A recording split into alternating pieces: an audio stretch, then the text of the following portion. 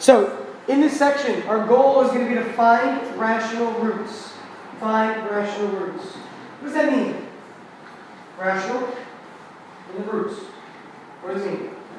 Terminating decimal and the roots are the x-intercepts. Yeah. So finding x-intercepts are answers to an equation.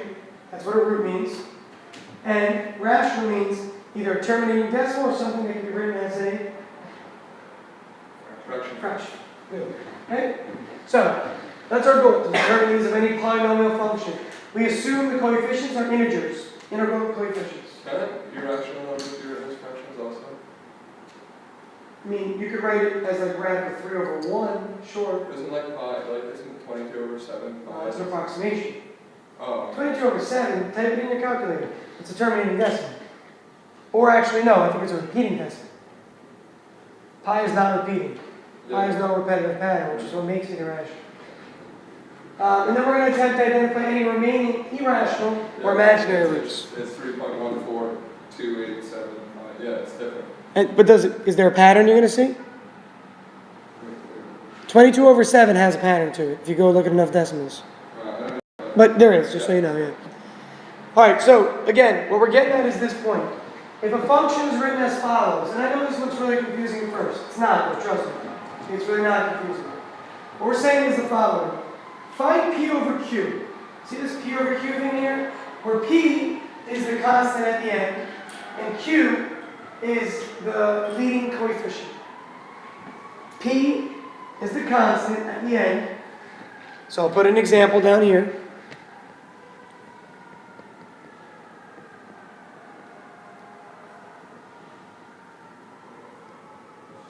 P is at the end, so this would be P in this case. Q would be in the beginning. This would be Q right here, the leading coefficient. Now, you want to list the factors of P and list the factors of Q. What are the factors of 8? What are the factors of 8? Give me from lowest to greatest. There's 1 and 8. Oh, 1, 2, and 4. And 8, right? Yeah.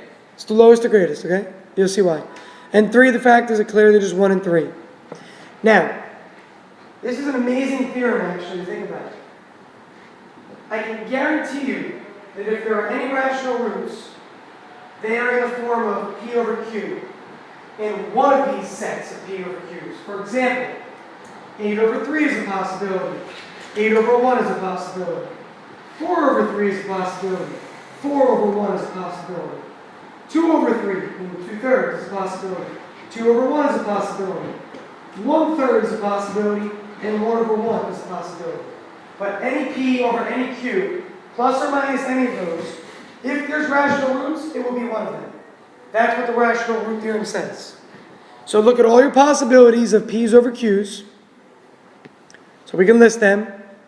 Plus or minus. We've got 8/3, plus or minus 8 over 1, plus or minus 4/3, plus or minus 4 over 1, plus or minus 2/3, plus or minus 2 over 1, plus or minus 1/3, plus or minus 1 over 1. Now, do any of those repeat? Do any of those repeat? Any of these are the same? No. So we're good. But what will happen sometimes is this. You'll get like one of the fractions would be 4 over 6. But isn't 4 over 6 just 2/3? So if something repeats, you don't have to write it twice, obviously. Okay? If something reduces to make it a redundant possibility, then please don't write it again. But those are all the possibilities of roots. It seems like a ridiculous amount. I get that. I do. But here's the interesting part. What I'm going to encourage you to do, and one of the ways that we try to find rational roots, is to graph it and look at the graph and try to figure out the general idea. So if you see a number and you see one of your x-intercepts is between 2 and 3, which of these numbers is a number between 2 and 3? Which of these fractions is somewhere between 2 and 3? It's not 2, so please don't say 2. 2 is not between 2 and 3. In there somewhere. 8 over 3. 8/3. 8/3 is 2.6 repeating. So if you see an x-intercept going somewhere between 2 and 3, instead of using the zero function on the calculator and getting it that way, you're going to use synthetic substitution, plug in 8/3, and see if the remainder is, what should the remainder be if it's a root? 0. 0. Wait, Remember, the remainder has to be 0 for it to be a root. how do you know it's between 2 and 3? You can use the graph to estimate. So that's the idea when I use a calculator to look where it is, in a general sense of where it is. So you just plug in the function and then, alright. Yep. Okay? Now, there used to be a thing we used to do a long time ago where you would use what's called Descartes' rules of signs and look for the patterns. That's what I was alluding to the other day. But after talking to Mr. Linus about this method, it's more useful to use a calculator to do it because that's how you're like learning it and using it to do it on AP Calc. So it makes more sense to do it that way. So I've kind of adopted that method instead of using like an old school method to do it. All right, so let's take a look at an example.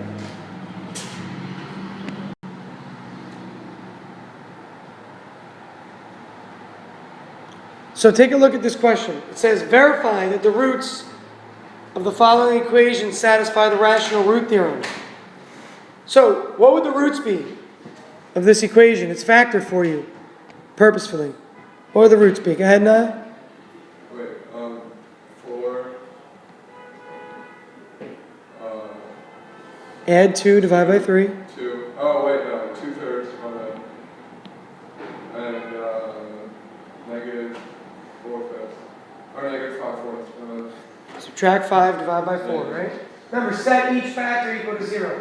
So those are definitely the 3 roots. Prove that those satisfy the rational root theorem. How could you do that? How could you prove that that satisfies the rational root theorem?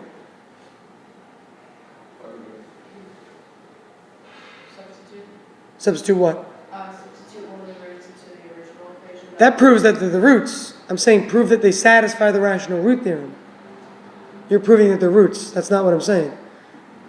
Find the factors of 12 and 40. Yeah, find your P's and Q's and see if they match up. Now, list the factors of 12 first. Then we'll go to list the factors of 40. What we can do is we can try and find those numbers in the factors to make it easier. So 12 from lowest to greatest. Kelly? 1, 2, 3, 4, 6, and 12. Now, look at the denominators. I can see the denominators are 1. There's the 1. This denominator is a 3. There's the 3. This denominator is a 4. Well, there's the 4. So they're all there so far. So as long as we get a 4 is a possibility here, a 2 and a 5, we're good to go. Now remember, these are all plus or minus. 40, what do we have? Luca? 1, 2, 4, 5, 8, 10, 20, 40. And clearly the numerators are all there also. 4 is here, 2 is here, negative 5, take the negative 5. Okay? So by looking at the factors, we can clearly see that it is possible to get these 3 combinations from these as your numerators and these as your denominators. Okay? I mean, I guess I probably should have, I apologize, I probably should have done this. Can I select this or no, I can't? These are your P's, these are your Q's over here. And technically it's P over Q. So maybe if you want to switch it in your notes, flip-flop those. I know as you guys can with Notability, right? Put one on top and the other on the bottom, make it easier. Let's go over some general steps to use. Okay? So you don't have to write anything down, you can just listen or read maybe. You want to read the first one? List the possible rational roots. So what do you mean by that? List the possible rational roots. Find zeros. Yeah, find out. Zeros in the function and the x. No, but possible rational roots. Possible rational roots. What does that mean? It's all factors. All factors, P's over Q. Remember, those were the possibilities. They weren't all real, right? They weren't all actual roots. The possible roots. So step 1 is list the P's over Q's. Step 2, Mike, go ahead and read for us. You correctly determine which possible roots may affect the roots. So what do we mean by that? Plug Yeah. in the key Plug in the equation, okay, and then do what with the graph? What do you do once you plug it into the calculator, Cal? Find the x intercept so you can see like where the roots will fall. Yeah, so plug it into Y1, see where the x-intercepts are, which is where the roots are. Get an idea. Step 3, Ryan, what do you got? Read for us. You subtract the bit which show that the number is removed and the two to reduce the equation back to the second degree of the first equation. Remember, so once we find one of the roots, we get 0 as a remainder. We take those remaining digits and we get what was called that depressed equation, the next equation. If that equation is second degree, we can solve it with the quadratic formula. And we might get imaginary roots. We might get irrational roots. But we can't get irrational or imaginary roots unless we have a second degree polynomial. Step 4, we can, you can eventually, but not right now. I didn't really do that. Step 4 is use the quadratic formula to determine those other 2 roots. So let's do an example of this. So step 1, P's over Q's. Give me the possible factors of 10. Niall, what do you got? 1, 2, 5, 10. Factors of 6. Ryan? 1, 2, 3, and 6. 1, 2, 3, 6. Take all the possible P's over all the possible Q's. So we've got, start with the biggest value of P, write it 4 times. 10 over 6, 10 over 3, 10 over 2, 10 over 1. So I'm done with 10. If that helps you, do that. I know it's stupid, but sometimes people repeat things and it takes a lot of time. Now, when I do 5 over 1, am I going to need to do that? Why don't I need to list 5 over 1? It's the same thing as 10 over 2. It's the same as 10 over 2. So if you want to, feel free to do this. Reduce as you go along. The reason, it might be more obvious when you don't relist something. So 5 over 6 works. But then 5 over 3 we already have, don't we? So I'm not going to list 5 over 3. Then 5 over 2 we don't have, I'll list that. But then we have 5 over 1. So we only listed 2 of the 5s because 2 of them were repetitive. They're here and here already. So please reduce accordingly. Next, 2 over 6. Yeah, Kelly. Wait, don't we have 5 over, wait. Don't we have 5 over 1, but we don't have 5 over, oh wait, never mind. You good? Yeah, then Okay. That's all right. So next we have 2 over 6. Well, that's really just 1/3. Then we've got 2 over 3. That hasn't been written yet. Then we've got 2 over 2. Well, 2 over 2 is just 1. And then we've got 2 over 1. Is 2 over 1 anywhere? No, right? And then finally, last but not least, we've got 1/6. I'm going to continue down here, unfortunately.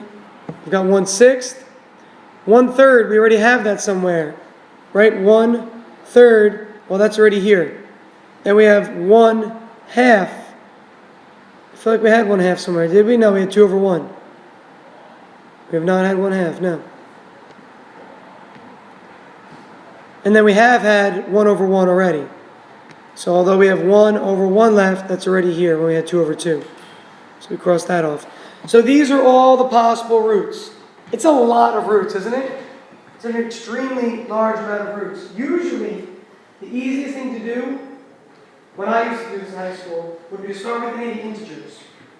Like 2, in this case, 1, 10, 5. Start with those. Test them in the synthetic table. And then what I would do is I would look at the signs. If the signs alternated, it would tell me it was like an upper limit, so you have to test numbers below limit. If the signs I think were all negative, it meant that it was a lower limit, so you test all numbers above them. So it gave you like a range, and you had to sit there and test numbers over and over and over again. Now, that's fine, that is a way that works. But with calculators now, find a general idea of where they are, and you can test specific numbers that are in that area. It might not work still. You might get a root that goes between 1 and 2, but it might be irrational. So what number is between 1 and 2 here? Do you have anything? Yeah, we do. What's between 1 and 2? 5 times. No, that's 2.5. That's 2 and 3. 1/3. No, that's between 1 and 2. Wait, what is Wait, what are you trying to do? No, 1/3 is 0 and 1. between 1 and 2, 5 thirds, okay? 5 thirds is 1.66. So that would be the only one to try. Now, hypothetically, I use 1 and 2 for a reason. Between 1 and 2, the square root of 2 is also there. The square root of 2 is 1.414. So it might look like it goes between 1 and 2. And you might say, let's test 5 thirds. That might not work. So this is, again, just a possible list. Just because you see something going between 1 and 2 does not necessarily mean it has to be right. It could be irrational, and then it wouldn't be one of the roots in this list. Okay, so let's now look at the graph of this. If I were to graph this, go ahead and graph it on your own, please. Put it into y1. I'll draw a sketch of it.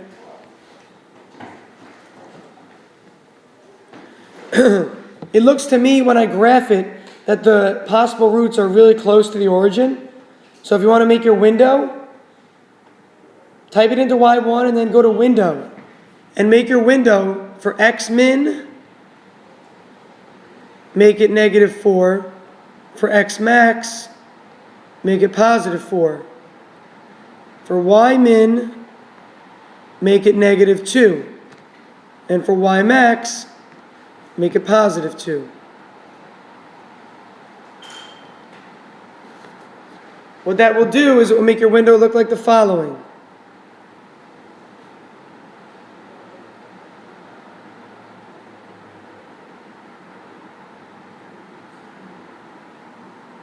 Okay, you go from -4 to 4 on the x and from -2 to 2 on the y. The y-axis, you want that to get very close because you're looking for the roots. So even -1 to 1 works. It really doesn't matter with the y-axis, but you want it to be close.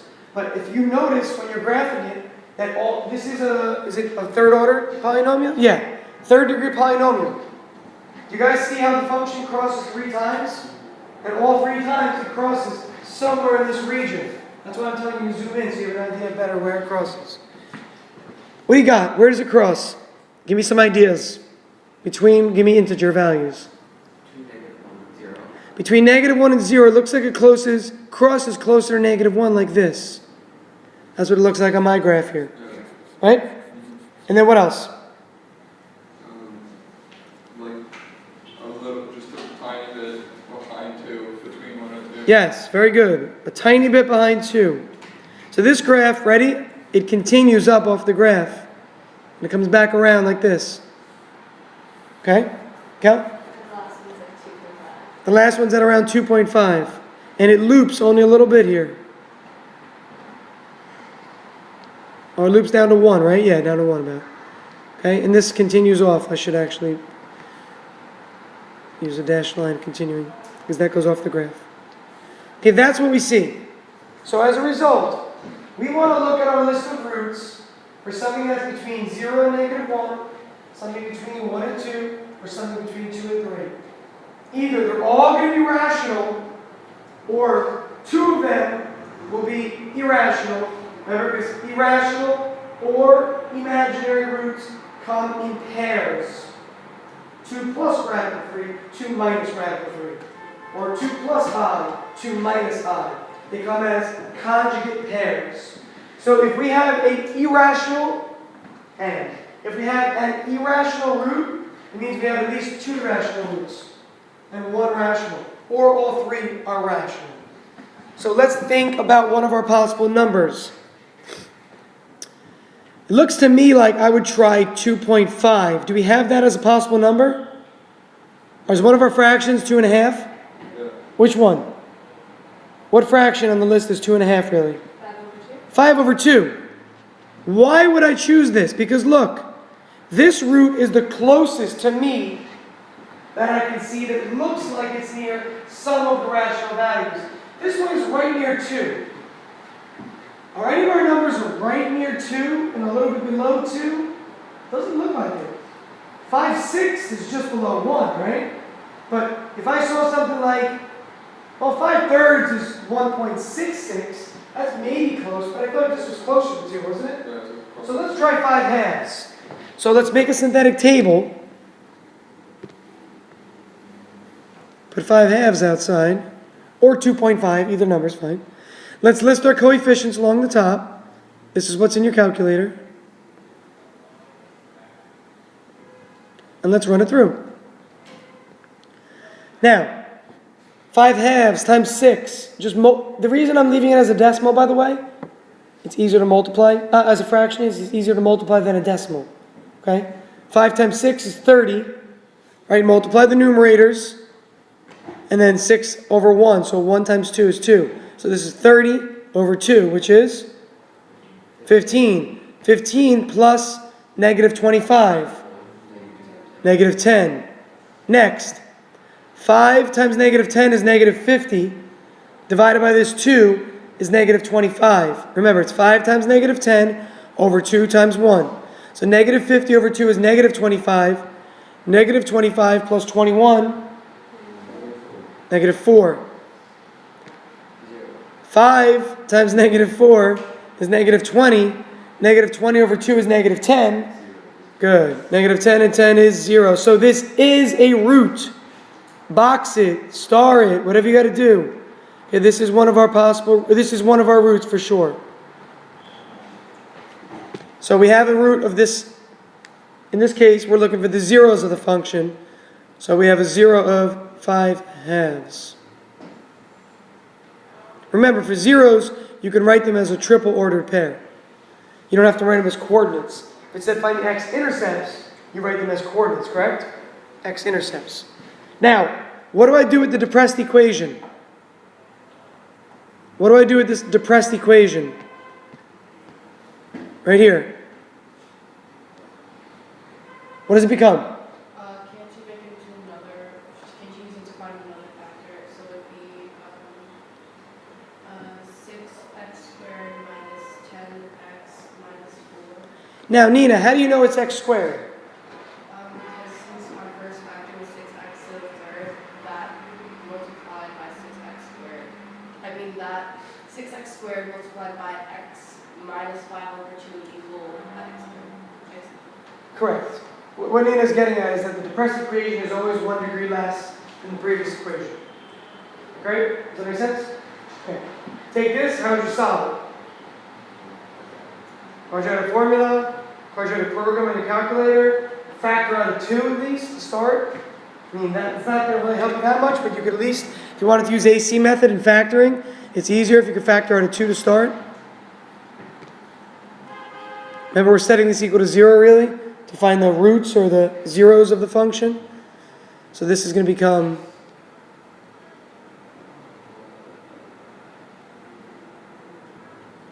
what do we get?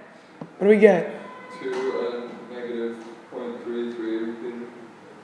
Negative 0.3 repeating, right? Which is 1/3. You should know these by now. Oh, yeah, And if you don't, how do you figure it out? You type 1, you type negative 0.33333 a lot on your calculator, then hit math and convert to fraction. It's an option on there, convert to fraction. Hit math, it's the first thing. Okay, if you ever get a decimal answer and you want to convert it to a fraction, hit math, enter, enter. It converts whatever your answer was you got into a fraction. If you get it from the quadratic program, you might have to type 0.333 a lot and then do it. If you put enough 3's, it'll actually work, but it needs to see the pattern.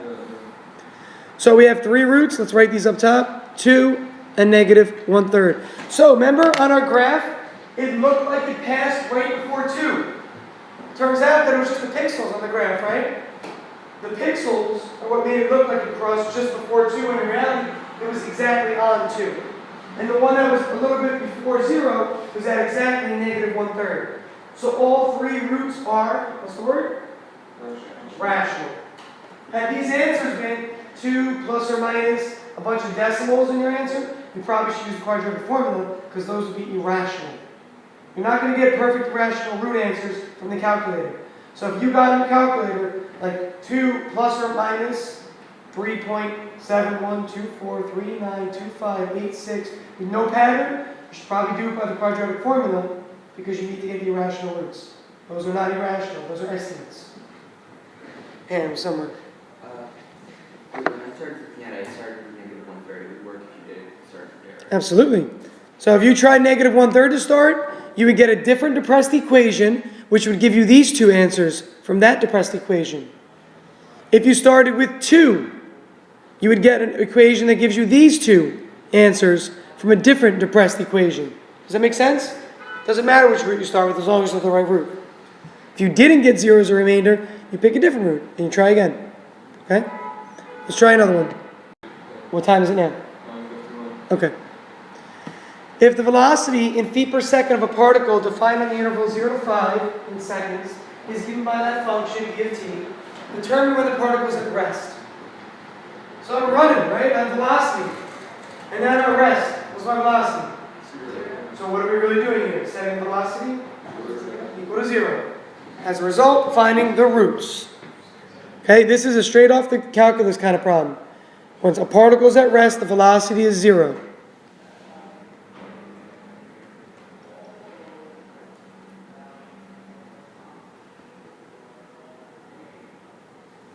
P's over Q's, let's go. What do you got? 35. 1, 5, 7, 1, 5, 7. 35. Let's make sure that's on me. Okay. And 6 is 1, 2, 3, 6. We just did that. Okay, so the P's over Q possibilities are right here. Let's list them. Okay, all with plus or minus.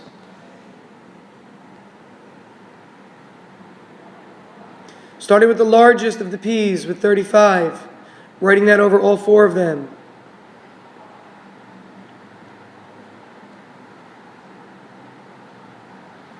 Nothing reduces out of those, right?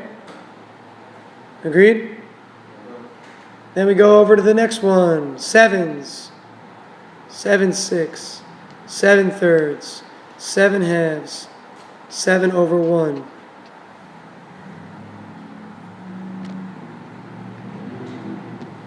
Then we go to 5. 5 6. 5 thirds. 5 halves. 5 over 1. And then 1. 1 sixth. 1 third. 1 half. 1 over 1. This is a very annoying list. Why? None of them cancel. This is really annoying. Alright. By the way, I apologize. Some of my commas are very large. It's not a 1. It's a commas. Okay, so let's look at our graphing calculator. Get an idea of where this should fall. Where should this fall? Give me an idea when you have it. Take a look, come on.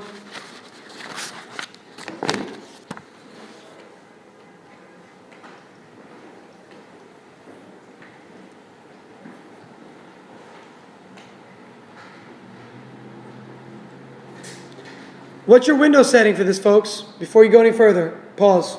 What's your window setting? Look at the problem. Read the wording of the problem. What should your window setting be for x? Kelly? 0. Your setting. You can't have a 0 setting. 0 could be your x min. Yeah. Okay. So from 0 to what? 35. To where? 35. Not 35. Look at the problem, guys. It says it in the problem. 5. Thank you. It says the interval. Look, the time interval is 0 to 5 seconds. Since time is our x variable, look at the function. The function is v of t. T is the x variable here. We're looking at the function velocity as a function of time. So when I graph this, this is v of t, this is time. I'm literally only looking from 0 to 5. Okay, I don't need anything beyond that. So that's what my window could be. My y window, I'll go from -1 to 1. Alright, so y min -1, y max +1, x min 0, x max 5. What does that do to my list of roots? What does that do to my list of roots? It cuts out all of the what signs?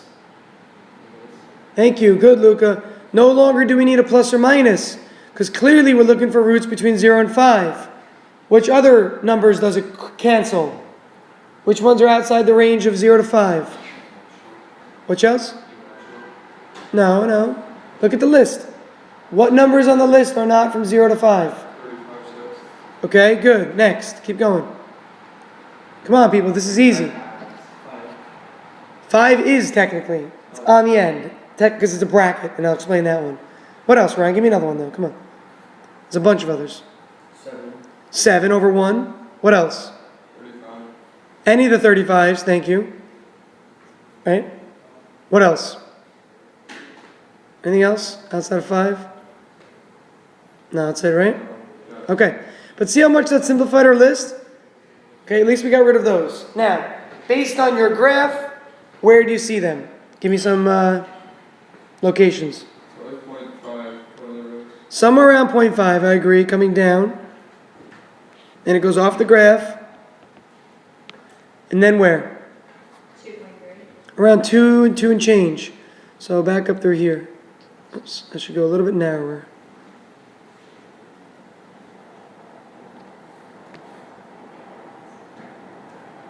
Okay, that's what the graph would look like here. So what numbers are you going to try? Pick one on your own. Go ahead, try it yourself. If you get 0 as a remainder, you're good. If you don't get 0 as a remainder, you're not good. You have to try something else. Figure it out on your own. Figure out which of these numbers you want to try. It's up to you.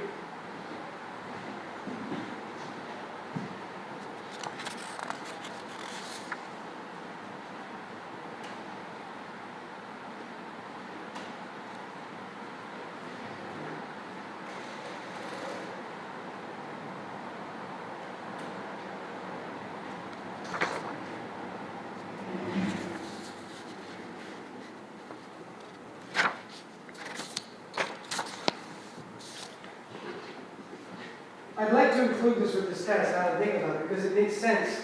The same material you're using, the idea of roots is again repeated. So push it to the next student, it just means you have to then study that, all it's completely different stuff. And we're doing fine with time. I just want to get to this example at least. What did you try? Anybody try one that worked? Did it work or no? No, I didn't. Try one and tell me if it works, please. Along the top, I know the numbers are going to be 6, negative 41, 105, negative 113, and 35.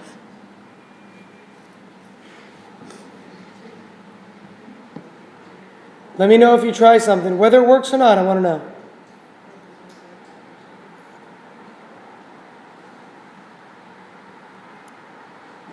If it didn't work, tell me so we can eliminate it as a choice. So let me know if something you tried doesn't work. Remember, what I mean by work is you got to get 0 as a remainder for it to work.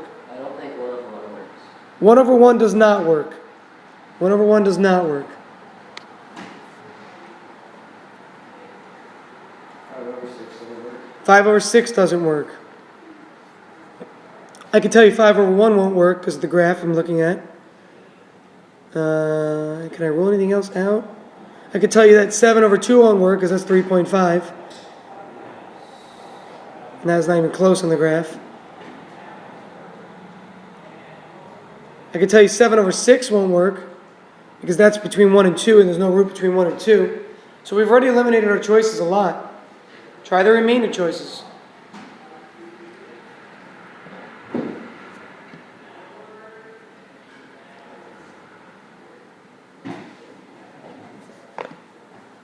So your multiplication with fractions needs to be on point here, okay? Yes, I found one that works. What do you got? 7/3. Nice, both at the same time. Very good. Read me your numbers, go. 6, negative 27, 42, and negative 15. Now, let's take a look at this for a second. This is clearly one of our roots. The depressed equation, though, becomes this. And the problem is we still cannot use the quadratic formula. But what we can do is make a subtable with these numbers as my headings and still try the remainder roots. So we can make a subtable from these numbers, a smaller table, 6, negative 27, 42, negative 15. And we could try the other roots that remain. Give me one of the other roots that work. So try the other roots that are still there. 7/3 is not going to work again. 7/3 could work again, but the graph you would see what's called a tangent. It would like touch the x-axis and come back. That would indicate that there's a double root there. That's what it means if you would have a root that works twice. Because it doesn't do that, because it crosses the axis, 7/3 cannot work again. So try another number.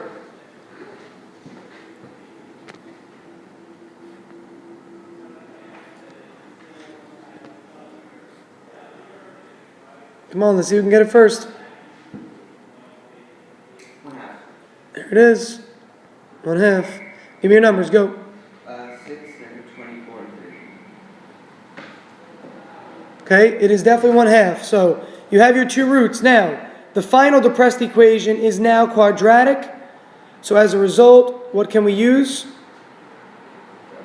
Quadratic formula, or factor out of 6 here. Oops. Factor out of 6, and then you can factor this easily, if it's factorable.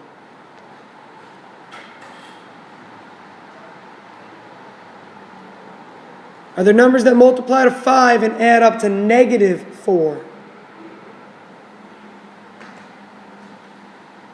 You want to say yes, because 5 and 4, right? I think 5 times 1 can give you 4 somehow, if you add them. But it doesn't work, it turns out.